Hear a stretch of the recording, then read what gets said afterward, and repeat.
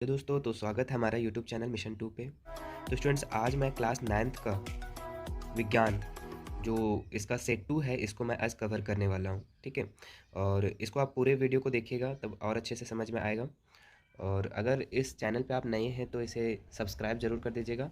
और पूरे वीडियो देखने के बाद अगर आपको वीडियो अच्छा लगा हो तो इसे लाइक ज़रूर कर दीजिएगा। और अपने रिलेटिव को जो क्लास 9th में है, अपने फ्रेंड्स को जो क्लास 9th में, उसे शेयर करके हेल्प ज़रूर कीजिएगा। चलिए ठीक है, तो इसको अब स्टार्ट करते हैं हम क्वेश्चन नंबर 1 से। क्वेश्चन नंबर 1 हम लोग का क्या कह रहा है कि स्वचालित वाहनों में एक यंत्र लगा होता है, उसके द्वारा तय की गई दूरी को प्रदर्शित करता है, इस यंत्र को क्या कहते हैं। तो देखिए दोस्तों, जो वाहन जो हम लोग चलाते हैं, ठीक है, जो या फिर वाहन आप देखे होंगे तो उसमें एक मीटर टाइप का लगा होता है जिससे दूरी को दिखाता है, उसमें दूरी कितना चला गया है। तो वो उस यंत्र को, उस मशीन को हम लोग क्या कहते हैं? तो दोस्तों उसको हम लोग ऑडोमीटर कहते हैं। क्या कहते हैं? ऑडोमीटर। तो इसका ऑप्शन नंबर ए हम लोग का सही हो जाएगा। चलिए नेक्स्ट क्वेश्चन को देखते हैं। सरल रेखीय गति का उदाहरण है जो सीधा चलता है। सरल रेखीय मतलब सरल रेखा में जो चल रहा है, ठीक है। तो लोलक की गति, लोलक तो आगे पीछे होता है। सड़क पर कार की गति, तो ये हमारा सीधा चलता है, ठीक है। और यहाँ एक और देख लीजिए, इसका सी नंबर, सूर्य के चारों ओर पृथ्वी की गति, ये तो घूर्णन गति होगी। तो हमारा इसका जो सटीक आंसर होगा वो कौन सा होगा? सड़क पर कार की गति। चलिए, तो इसका बी नंबर हमारा सही हो जाएगा। नेक्स्ट क्वेश्चन को देखते हैं हम लोग। तो इकाई समय में निश्चित दिशा में तय की गई दूरी को क्या कहते हैं? तो एक इकाई समय में निश्चित दिशा, ठीक है, में तय की गई दूरी को हम लोग क्या कहते हैं? वेग कहते हैं। तो इसका ऑप्शन नंबर हमारा बी राइट हो जाएगा। चलिए नेक्स्ट क्वेश्चन को देखते हैं हम लोग।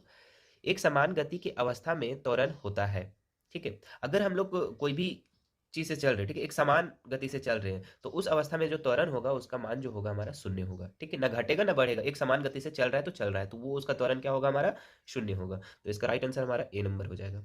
चलिए नेक्स्ट क्वेश्चन को देखते हैं हम लोग। 5 नंबर क्या कह रहा है? संवेग कैसी राशि है? तो देखिए दोस्तों, संवेग जो है हमारा सदिश राशि है, क्योंकि इसमें जो होता है ना, दिशा भी होता है साथ में, ठीक है। सदिश राशि किसको कहते हैं? जिसमें दिशा होती है ना। तो संवेग में हम लोग का क्या होता है? दिशा होता है। तो इसका राइट आंसर हमारा ए नंबर हो जाएगा। 6 नंबर देखते हैं हम लोग। सभी वस्तुएं अपनी अवस्था में परिवर्तन का विरोध करती है, वह गुण कहलाता है। तो देखिए दोस्तों, यहाँ पे क्या है? सभी वस्तुएं अपने अवस्था में परिवर्तन का विरोध करती है। कहने का मतलब क्या बता रहा है कि अगर कोई भी वस्तु विराम अवस्था में, रुका अवस्था में, तो रुका हुआ रहना चाहेगी। और वो अगर गति अवस्था में है तो वो गति अवस्था में रहना चाहेगी, ठीक है। क्योंकि उस पर जब कब तक, यह जब तक बाहरी बल ना लगाया जाए। तो इसका जो विरोध करती है इसको हम लोग जड़त्व का नियम कहते हैं, गति का, बल का पहला नियम कहते हैं इसको, है ना। तो यहाँ पे हम लोग का हो जाएगा बी नंबर, इसका राइट आंसर हो जाएगा। चलिए 7 नंबर को हम लोग देखते हैं। अब 7 नंबर क्या कह रहा है? संवेग का एसआई मात्रक क्या है? तो संवेग का एसआई मात्रक जो हम लोग का है केजी मीटर पर सेकेंड, ठीक है, केजी मीटर पर सेकेंड। तो इसका ऑप्शन नंबर ए राइट हो जाएगा। चलिए 8 नंबर देखते हैं हम लोग। 8 नंबर क्या कह रहा है? यदि दो वस्तुएं ए और बी के द्रव्यमान क्रमशः 6 और 34 दिया हो, है ना। तो ए का 6 केजी दिया हुआ है, बी का 34 केजी। तो हम देखिए, इससे पहले वाले जो सेट में हम करवाए थे, जिसका द्रव्यमान ज्यादा होगा उसका जड़त्व भी क्या होगा? अधिक होगा। तो किसका इसमें द्रव्यमान ज्यादा है? बी का। तो बी का जड़त्व अधिक होगा। तो देखो ऑप्शन किस में मिल रहा है? हाँ देखिए यहाँ पे ऑप्शन नंबर बी में देखिए, बी का जड़त्व ए से अधिक होगा। तो इसका राइट आंसर क्या हो जाएगा? हमारा ऑप्शन नंबर बी। चलिए नेक्स्ट क्वेश्चन को हम लोग देखते हैं। नेक्स्ट क्वेश्चन क्या कह रहा है हम लोग का?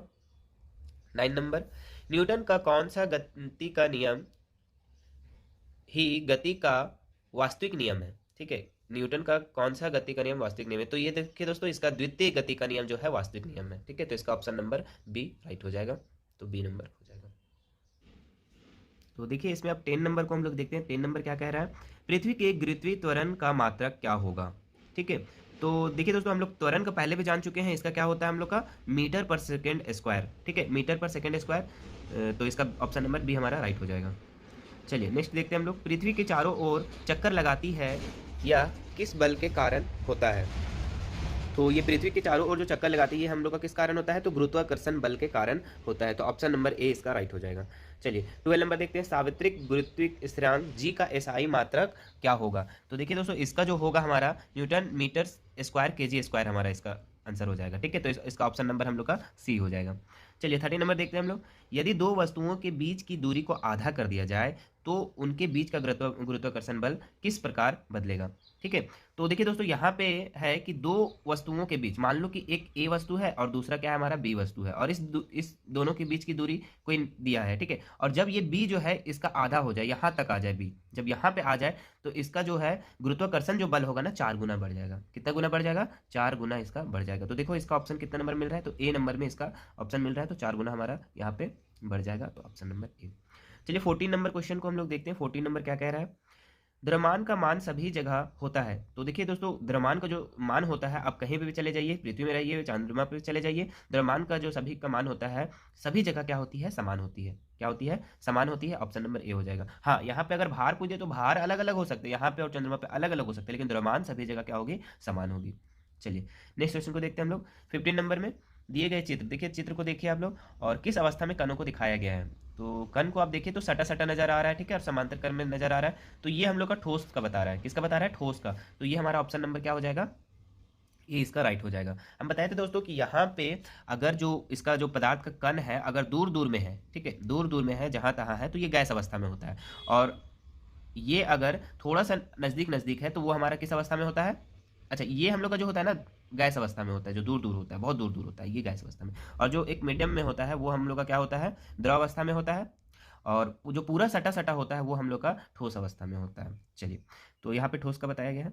16 नंबर हम लोग देखते हैं, अगरबत्ती की सुगंध आपको दूर से ही मिलती है, इससे पदार्थ का कौन सा गुण का पता चलता है। तो देखिए दोस्तों, यहाँ पे क्या है ना कि अगरबत्ती अगर दूसरे रूम में जल रहा है तो हम लोग जहाँ पे बैठे हुए वहाँ पे भी हम लोग को पता चल जाता है कि अगरबत्ती का सुगंध आ रहा है ना। तो ये किस गुण के कारण होता है, तो देखिए दोस्तों, इसका जो होता है, पदार्थ के कण निरंतर गतिशील होते हैं, ठीक है।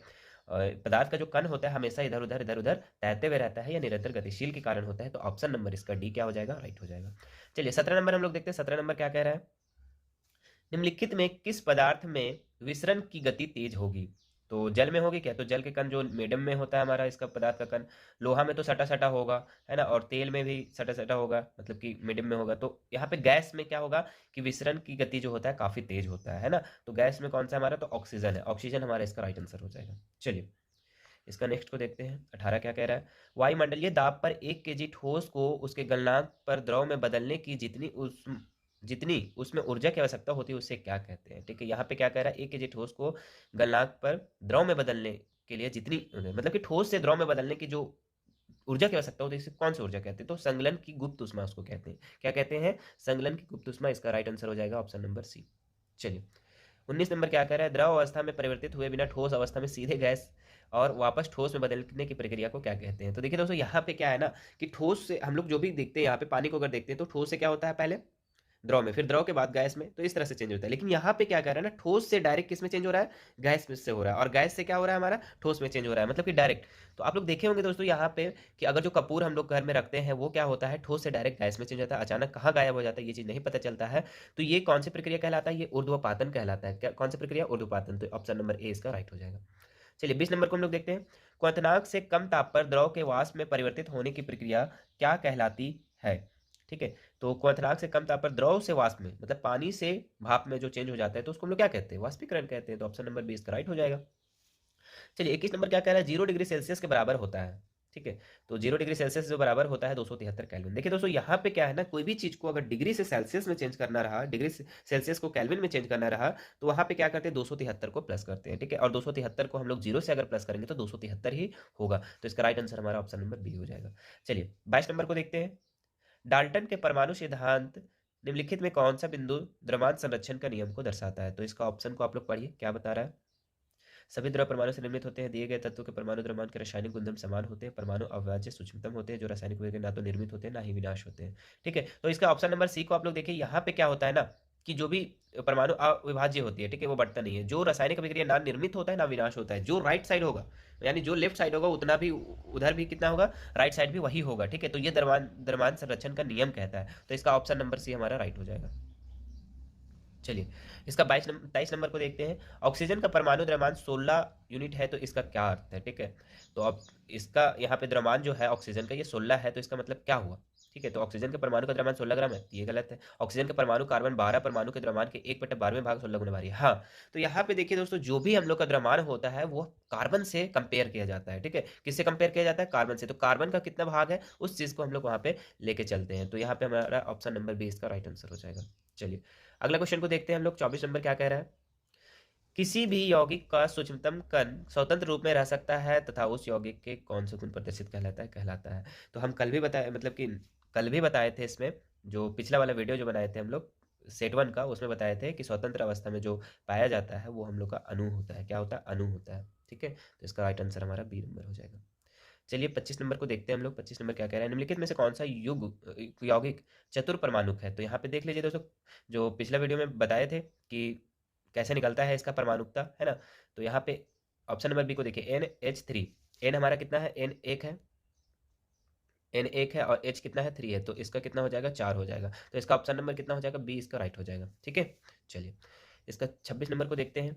36 ग्राम जल को मोल में बदले, तो 36 ग्राम जल को मोल में बदले तो क्या होगा, नंबर ऑफ मोल निकालने के लिए हम लोग को क्या करना होगा, गिवन वेट बटा ऑटोमिक वेट होता है ना, नंबर ऑफ मोल बराबर। चलिए इसको बना देते हैं।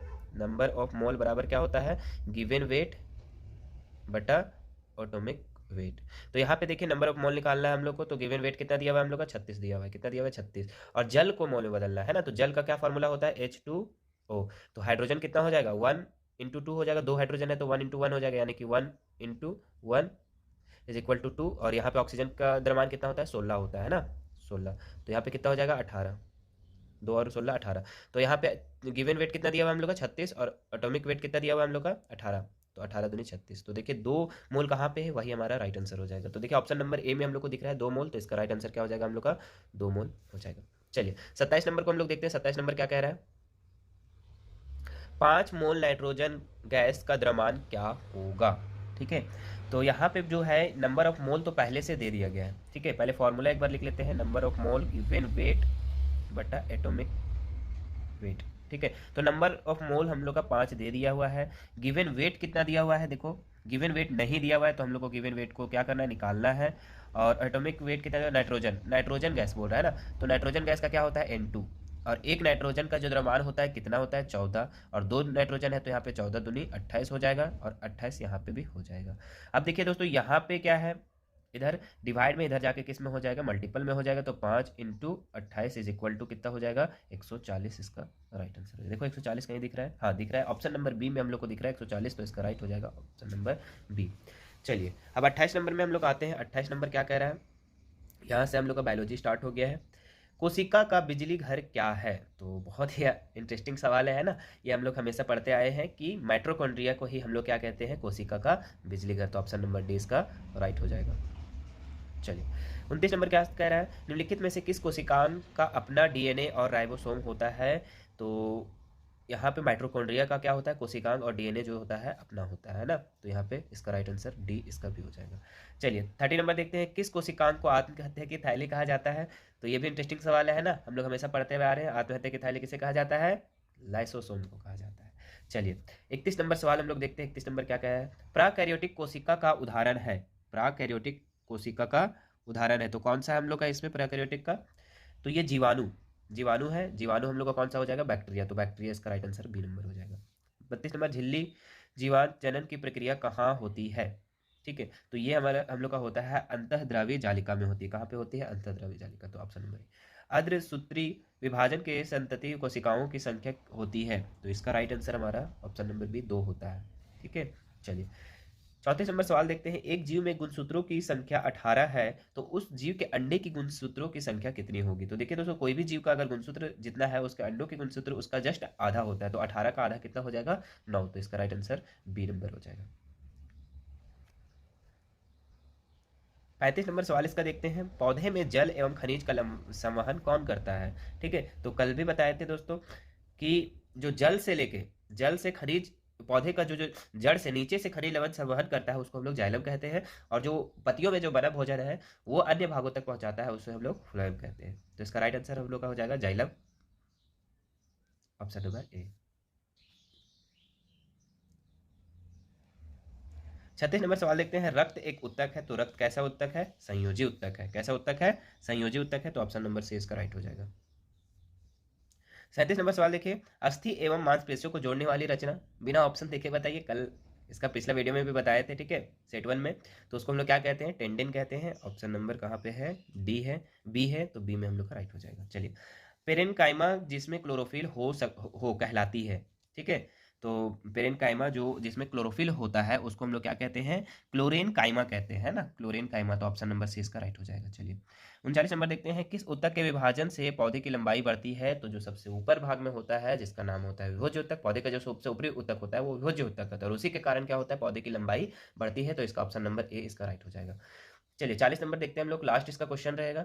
देख लेते हैं क्या है। मुंह गुहा की आंतरिक सतह किस ऊतक की बनी होती है? तो ये होता है हम लोग का एपिडर्मल। ठीक है, मुंह गुहा जो है आंतरिक सतह एपिडर्मल ऊतक से बनी होती है। तो इसका राइट आंसर हमारा हो जाएगा ए नंबर। ठीक है, तो दोस्तों उम्मीद करते हैं आप लोग को ये 40 का 40 क्वेश्चन बहुत अच्छे समझ में आ गया होगा और बहुत याद भी हो गया होगा, है ना। चलिए, तो इसको आप लोग नोट डाउन भी कर सकते हैं।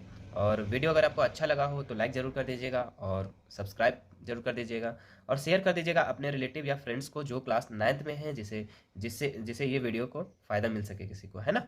चलिए ठीक।